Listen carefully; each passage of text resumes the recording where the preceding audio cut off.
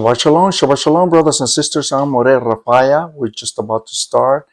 This Shabbat, we are going to explore one of the very interesting Torah portions, Parashot, in which we are about to see what the Creator means when it comes to Terumah, which is contributions. Contributions pretty much involves money, but there is more to it because everything's encoded in the Torah. There's a lot of things that we need to find out because it relates to all of us. Whether we like it or not, it always involves all of us. If you're part of the people of Israel, it sure does involves to all of us. So let's just start real quick. This Torah portion, Terumah, which means contribution. So let's just start real quick in Parashat. It covers from Shemot or Exodus 25 verse 1 all the way to 27 verse 19. Oleh or Aliyah 1 says, Yahweh spoke to Moshe and said, speak to the sons of Israel and let them take from me an oath. This was not translated from the Hebrew to the English, but oath means sign, the sign of Terumah, which means a contribution. For every man whose heart impels him to give you or take an aleph tau, which is also not in the English, is taken from the Hebrew, a terumah, a contributions. So let's start with two things. The first word that we see terumah next to it in the Hebrew is the word ot. Ot means a sign, which means that when you give a contribution to the Creator, you're basically putting a sign, an oath, sealed within you. The Creator does it for you. Now let's look into the next one, which is the Aleph Tau, which happens to be right here in the very end. Aleph Tau, we all know it relates to Mashiach, Yahushua. Why? Why it has to do with the sign in the Aleph Tau? It's because when you bring the contribution to the Creator is basically like almost bringing the Mashiach to the Creator. Remember, he's the Aleph Tau, he's the Hittite, he's the bridge between us and the Creator. Mashiach, he said it himself, nobody has come to the Father but through me. So Mashiach has so much to do with this. Now let's continue with the next one. In this Torah portion, there are 13 different types of material.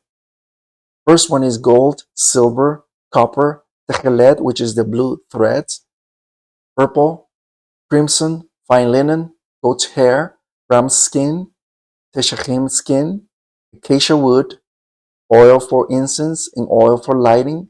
And the princes were to supply the precious stones from the garments for the high officer or the high Kohen Hagadol. Now, very important for us to understand that out of these 13, there's something encoded, because in number 13 is not like the way the secular world sees it. Remember, everything that the outside secular world sees, a lot of things, they are very Greco-Roman mind. In the Torah, 13 is not something negative or bad omen, but rather 13 is an actual thing, it's an actual good thing. Go to Exodus 34, which is coming very soon. Exodus 34 says very clear the 13 attributes of Yahweh Sebaot. Those 13 attributes, our Mashiach, Yahushua, actually spoke about the 13 attributes, but he said it in a very such a encoded way that we need to find out. Let me give you an example. The word for when he said, me and my Father are one, the word is echad. Echad is the gematria for 13. The same as love, achabad, and also, not only that, it also has a lot to do with the 13, once again, attributes of Yahweh Sebaot. All this, what I'm saying is that our Creator has encoded a lot of things in the Torah we need to find out.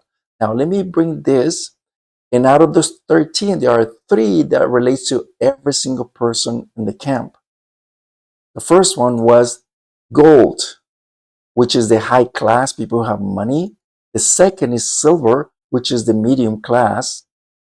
And the third, which is copper, which relates to poor people. The Creator, basically, what he meant when out of those 13, three of them, the Creator meant that either not just the people who actually were rich, but rather not only them, but rather the medium class and also poor people. The same as the um, so many things that the Creator demanded from our forefathers. For example, the sacrifices. He also goes with the same pattern, the same principle. People who have money, they could bring this certain sacrifice, but people who do not have money and they only have very little, few things to cover for their sacrifice, the Creator said, you just let them bring um, flour and also in bread. In some cases, it had to be two doves. So you see the pattern that we see here, different types, different classes, medium, high, poor. Let us continue. 25 verse. Let's continue with the next one.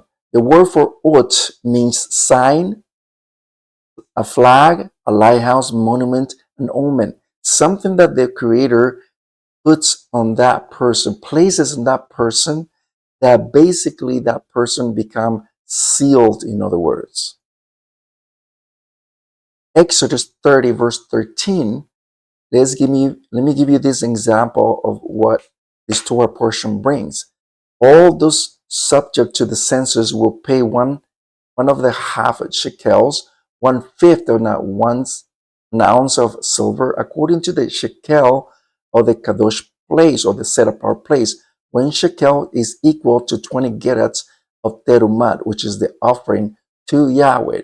This is what the Creator demanded for our forefathers, and it had to be a certain amount. That certain amount had to be registered, in other words. For example, in the census, Moshe was commanded to do census on all the males from 20 years up. And those males had to be registered, in other words, to make a tally on how many people they had in the entire camp. With each tribe, they needed to come up with a receipt, in other words, to know exactly how much. And it's basically a great example today. We need to take a tally of what's going on with everyone. So therefore, it needs to be registered to make sure that everybody's is into account. Now, let me give you for the terumah. Terumah is basically an offering. Also, it means that to elevate, contribution, the offering, or the set apart uses. In other words, what is basically telling you here, it's every offering that we offer to the Creator. For example, either the tithes, and also the offering. All this money is placed into what is called today the treasury. Now, this treasury is not for the pastor, or like you see outside, pastors or morehs or rabbis or so forth, to get all rich, because it shouldn't be that the case. But what the case should be is that this money, this treasury that they being mounting for so long, it should be used for the things of the Creator. For example, if they're renting a certain place, they need to pay for that venue, or for anything that there is done for making literature or anything like that, or food or anything. It needs to come out from the treasury, but not to pay for the moreh or uh, the roeh, or anyone who is, unless they need a help for something. That's different. But in reality, every person, every leader is supposed to have their own job. If you guys remember, Shaul, he said very clear that with these hands I have worked, to give example to those who are not doing anything. You see that example there? In other words, we don't get paid, period. We need to work. We need to have a certain job and to make a living. But in reality, for the things that when we collect for the treasure is for the things of the Creator, period. Now, let me give you for Matria, on the word for Homer is 310. For Hamor, it's 310. For Omer is 310. For Hametz is 310. Now let's go for the first one. The first one is basically what the Creator means here. It's the Omer, which is the material or anything that the work our forefathers worked. It had to be with matter. Okay, Hamor is basically a donkey or an ass. Omer is basically a measurement, okay, a certain measurement where they place something. It could be barley or wheat or anything else. Chametz is basically what the Creator meant, where something was leavened. Now, all this is related to all of us, whether we like it or not. Homer, we are in the material world. Hamor has a lot to do with Ephraim, the northern kingdom, which happens to be us. Why? Because we are very stubborn, and yet our Creator loves us. He wants us in this fold, the fold of Israel. Omer, because each one of us supposed to have our own measurement, and that measurement is the Torah in our lives. Chametz, we are exposed to the material world to sin, and therefore we need to be careful 365 days out of the whole year. Now let's continue with the next one, which has a lot to do with us. Chapter 3 of the book of Hosea talks about the northern kingdom, Ephraim, the house of Israel. Our Creator speaks about the northern kingdom to be as a bride. Look at what he says about this. So, chapter 3, verse 2. So I bought it for myself for 15 shekels of silver and 1 homer and a half of barley. Do you see that? So 15 shekels of silver, and the other one is 1 homer and a half of barley. Now let's talk about 15 first. The 15 of Abib is where our forefathers exit the land of Misraim or Egypt. That day became the day of redemption and the day of freedom. Let's go with the next one. 15 of the kings of Judah from Rehoboam took captivity. 15 is from 12 tribes of Israel. Abraham, Yitzhak, and Jacob becomes 15. 15 Nevi'im, 15 prophets that prophesied about the redemption of the coming kingdom, when the Mashiach will restore the kingdom. 15 always. Ezekiel 45 verse 11, and a ephah and a bath will have same value. The bath has to contain 10 of homer, and the ephah has to contain 10th of homer. And the homer will be established a rule for measurements. You see that? So in other words, 1 homer has to do with 1/10. Okay, 1/10. Now remember that 10th. Let's go back with the verse that we just saw earlier, Hosea chapter 3, verse 2. So I bought it myself 15 shekels. That's 15. And a homer. A homer, how much is it? 10 and a half. So how much is a homer? 10. So half of that is 5. So 15 plus 10 plus 5 is 30. So we have something encoded here, brothers and sisters. And let's look the answer for that. Exodus 21, verse 32. And if the ox gores or a male or female slave, he will give him 30 shekels of silver. So in other words, this is for slave. We were bought for 30 pieces of silver. Our Mashiach died for 30 pieces of silver. Our Mashiach bought us for 30 pieces of silver, and that gives us the momentum that we are the bride. Yahweh is making our Mashiach our, uh, our groom. Our groom, that, remember that the wedding, uh, the wedding is coming very soon. Okay, when Mashiach returns, remember there will be the Last Supper with the Mashiach. We are prepared. We're doing um, the rehearsal, the wedding rehearsal. So because our Mashiach has bought us for 30 pieces of silver. Let's continue. Psalms 104 verse 2, wrap in a blanket of light, you stretch out the heavens like a curtain. Now, we're moving a little bit faster to a different gear, and we're changing the gear to different, let's say, topic, which has a lot to do with the covering of the tent of the meat, which is the Mishkan. Mishkan, according to the Torah, it had to be covered. It had to have this frame first, but also after that, it had to be covered with a blanket, a curtain. Okay, that tent.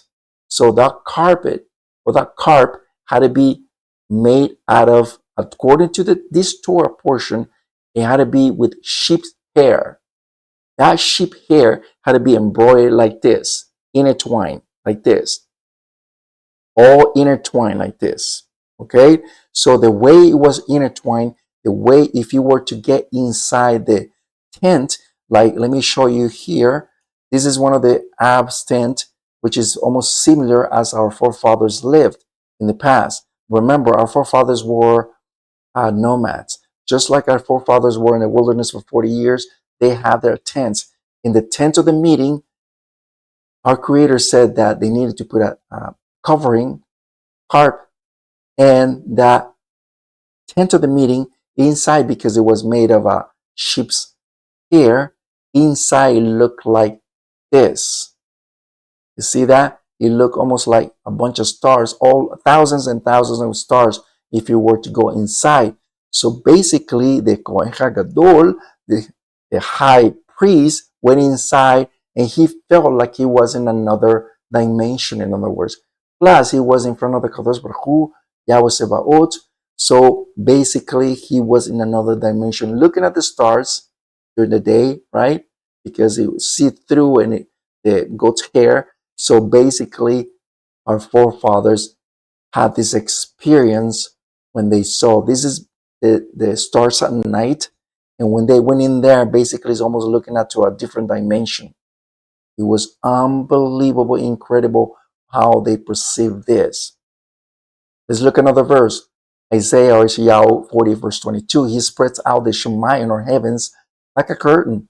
He spreads them out like a tent to dwell in. You see that? So in other words, our forefathers saw all this and they understood what our Father Yahweh spoke through the prophets.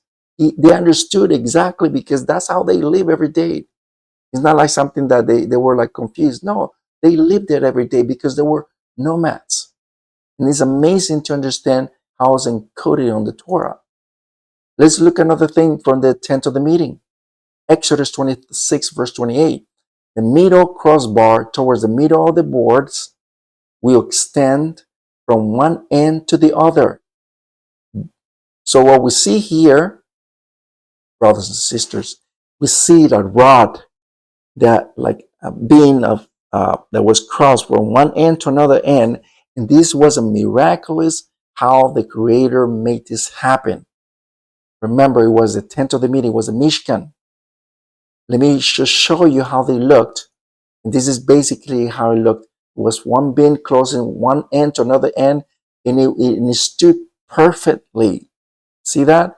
It stood exactly the way Yahweh intended to. It was something miraculous. And of course, they put the blanket or the curtain or the carpet right on top of it. But it was amazing the way our Creator said it and how He told Moshe to make it happen. Now let's look what is related to what is the relationship between what we're reading right now, the crossbeam, to our Mashiach. Colossians 1:16. For connection with him, all things were created in heavens and on earth, visible and invisible, whether they are thrones, dominions, rulers, or authorities. Everything has been created by him, which means by him means through him, so we understand better terminology, and for him.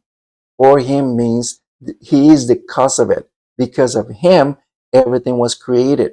Let me explain to you why. If you can actually write it down, I don't have it on my slides. Psalms chapter 2, verse 7 and 8 says very clear, ask me, and I will give you thrones and authorities and dominions of all earth. Our Mashiach is the one he inheriting everything. He's the heir. Why? That's why in Hebrew, actually in Aramaic, the word for bar, not ben. Ben is son in Hebrew, but bar in Aramaic means this the heir son, the son who is the heir of the whole kingdom. Once again, we are looking at something very, very interesting. And because of Mashiach, look at the verse 17. He existed before all things and holds everything subject together in coherence. See, he holds everything, just like the cross beam from one end to another end. Our Mashiach is the same thing. Everything is encoded in the Torah, and it always points out to the Mashiach. That's why it's very important, brothers and sisters, to study the Torah, because we will see the Mashiach encoded in there. And that's not something to be taken lightly. Now, the word for teruach means jubilation, alarm, shout, shouting for joy, sounding for trumpets. What is the relationship between teruach and terumah? Basically, is very, very similar because it has almost the same wording. Let me bring it to you so you understand what I'm saying. If you notice here, terumah is tau, resh, and wow. Or teruach is the same thing, tau, resh, and wow. You see, the similarities here is, and the reason for is because when we bring a contribution to the Creator, we are basically shouting for joy when we're doing it, because we're not doing it for anybody. We are doing it to the Creator, Moreh Olam. He is the one who is worthy of everything. And the Mashiach, our Mashiach, is the one he inheriting everything. So therefore, we're doing it for him too. All this is related to each one of us when we do something for the Creator with all our hearted. Now, look what 2 Corinthians 9:6 says. Here's the point. He who sows sparingly will also reap sparingly too. So what basically is saying here is that we have the power in our hands to do what is right for the Creator, giving him what he belongs to him, and so we can basically expect even more so. 2 Corinthians 9:7, each one should give according to what he has decided in his heart, not reluctantly, nor out of compulsion, because Yahweh loves a cheerful giver. All of us have the ability to do a lot of things. Either you have a little bit, which is a lot, or you have a lot, which is give what is right. Let me give you an example. Remember the widow who did not have a lot of money. They only had one coin, and that's what she gave for an offering for a terumah. Mashiach told them, what do you think she gave? She gave everything that she had because she didn't have anything. So everything that she had, she gave it right there. And the other ones were given what was left over. All the chain, in other words. Our Creator wants us to be according to what you have decided in your heart. He's not asking for a lot, but He's according to what you have decided in your heart. But don't be In other words, don't think it twice. Don't think, oh, okay, I think I'm just gonna give this, and maybe later you change your mind. Maybe I'm just gonna give very little. No, just give it with a cheerful giver, and that's what the Creator wants from us. Do not think it too much, because it belongs to the Creator. Everything belongs to the Creator. Point blank. Proverbs 11:24, some give freely and get even richer, while others are stingy and become poor. Now, let me explain to you something that I think it should be important for us. In this channel, we do not ask for money. But if you want to help out the cause in this channel to do more productions and everything, there's always a link right below. If you want to help out, great. And if you don't want to help out, even great, that's no problem. We're still going to work for our Creator and to give more Torah teachings. We're never asking for money here. But if you want to help us out, it's always welcome here. Now, in this verse, let's go back. It says, some give freely and get even richer, and while others are stingy, become poor. Most of the time, it could go half and half. Yes, it is money, because it's always involved money. But what you should expect from the Creator is that if you ever give a donation or a contribution of terumah, or the maaseh, which is the tithe, and those two are very important. It's just a command. Because you have the responsibility. I'm not going to come to you and ask you for money. It is your responsibility. But what we should expect also when we give to the Creator is that don't expect in return money, more money. Believe me, the Creator knows your needs. But what we need, what Ephraim needs, it's chotmah. We need understanding. We need to be wise. And the Torah gives us that momentum to understand more about His will. He will give us more and more understanding in health, because we need health to serve the Creator. The problem is that what good does it do if we have money, we have this, we have that, and we don't have any health? We need to ask for health to our Creator so we can last longer, so we can serve Him in a lot of things. And this is something we should think about when we give. Let's end. Malachi 3:8, can a person insult a ye Almighty? However, you insult me.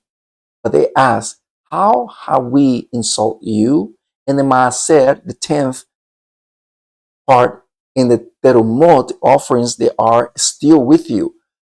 Our Creator is saying something very crucial here. We insult our Creator. We tell Him right in His face that why should we give you when we already know that we should be giving Him to the first place, because it's a command.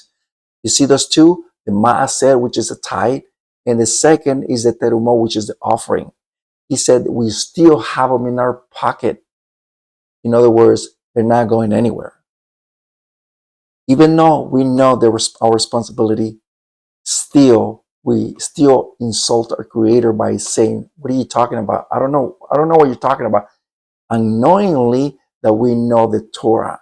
So that's basically a sin. Let's close with two more slides. There are make word for terumah, which is rei mi mea, which is the 2% of 100. Basically, out of 100, it's $11, brothers and sisters. And let's look into two. The maaser, which is the tithe, is the 10%. The terumah is basically the contribution, which is the 2%, which comes to 12%. Isn't it 12? The 12 tribes of Israel is not just our Jewish brothers. It's all of us. All of us are involved in this. All of us have this responsibility. But let me make this clear, brothers and sisters. This is not something Christians, the Christians do a lot. They always involve the maaser, the tithe. They're always asking for tithe. But what about the Torah? What about the instructions of Yahweh?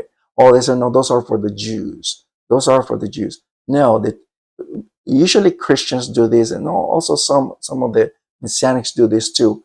They always talk about the certain things, whatever is is interesting to me, whatever is my convenience. We take the Torah like it's some kind of a menu, like a restaurant menu. It is not. It is not a restaurant menu.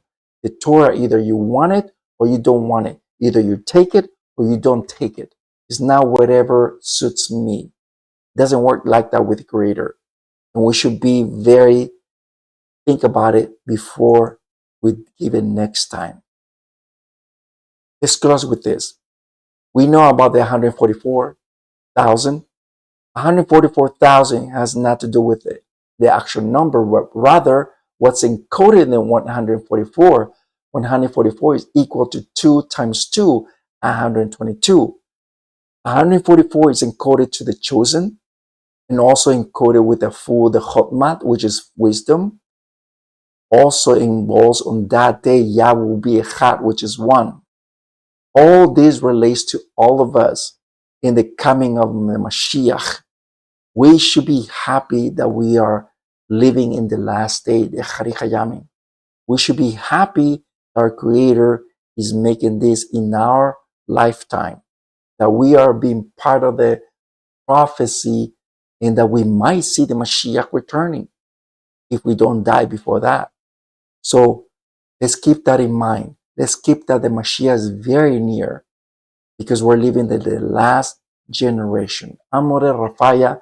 We'll see you next time, and hopefully our Creator give us more and more time to do more things. If you haven't subscribed, please do so you know you'll get the notification that there are more productions. We're still working so many productions, and if you want to help us out, the link is right below. I'm Moreh Rapha'Yah. We'll see you next time. Shalom, shalom.